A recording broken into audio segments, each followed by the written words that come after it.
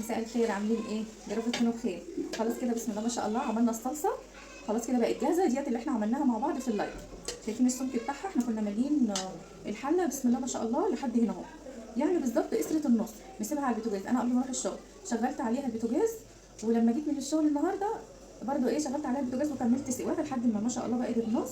وكده بقت صلصه ايه مركزه اهي. شايفين جميله ازاي؟ اقول لكم بقى الطريقه كده على السريع، هي لها كام خطوه كده، بس بصراحه بتعمليها وسجليها على طول كده لرمضان. ودي بقى ما شاء الله مش بنحط بقى في الفريزر، وطبعا اللون الجميل ده هقول لكم من ايه. مش بنحطها في الفريزر، يعني بنوفر مكان كبير. بنجيب كل جميع البطرمانات كده اللي في بيتنا، اللي مطرح مربى، بطرمانات صلصه. طبعا البيت بيبقى مليان بطرمانات. انت هتلمي بقى البطرمانات دي، هنغسلها ونعقمها وهنحط فيها الحاجات الجميله دي، وليها خطوات بنعقمها ازاي. بس يعني سهله ان شاء الله، هتتابعوا معايا وهقول لكم بقى ايه الحاجه بتتعمل ازاي. ما تنسيش تحط اللايك والاشتراك وفعلي الجرس علشان يوصل لكم كل جديد. لميت بقى كل البطرمانات اللي موجوده في البيت، جبت الصابون والسلك. ده كان فيه توابل، طحينه، كان فيه توم. هاخد بقى البطرمانات دي كلها هغسلها وهقول لكم هعمل فيها ايه. طبعا لازم نعقمها وننشفها كويس، وما تقلقوش بقى من الخطوات اللي انا هعملها معاكم دي. الخطوات دي صح جدا وما تقلقوش خالص، لان احنا هناخد البطرمانات دي بعد ما نكفيها شويه على وشها بنحطها في الفرن.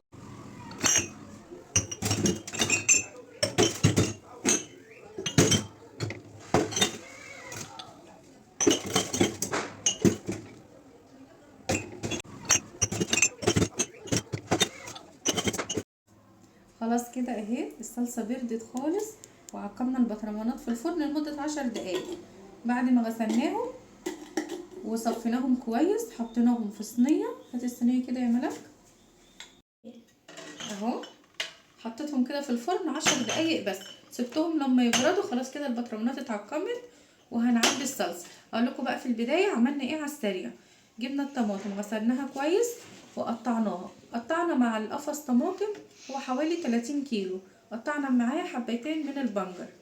طبعا البنجر عطيله لون حلو قوي، بدل ما تحطوا الوان ما تعرفوش مصدرها ايه، حطوا حبيتين كبار من البنجر، يعني حوالي ربع كيلو على 30 كيلو طماطم.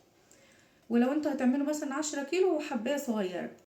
جبنا الطماطم صفيناها كويس من التفل اللي فيها وحطيناها على البوتاجاز. ملينا الحله، سيبناها لما تتسبك خالص. احنا ما سبكناش، يعني سيبناها لما تنقص النص.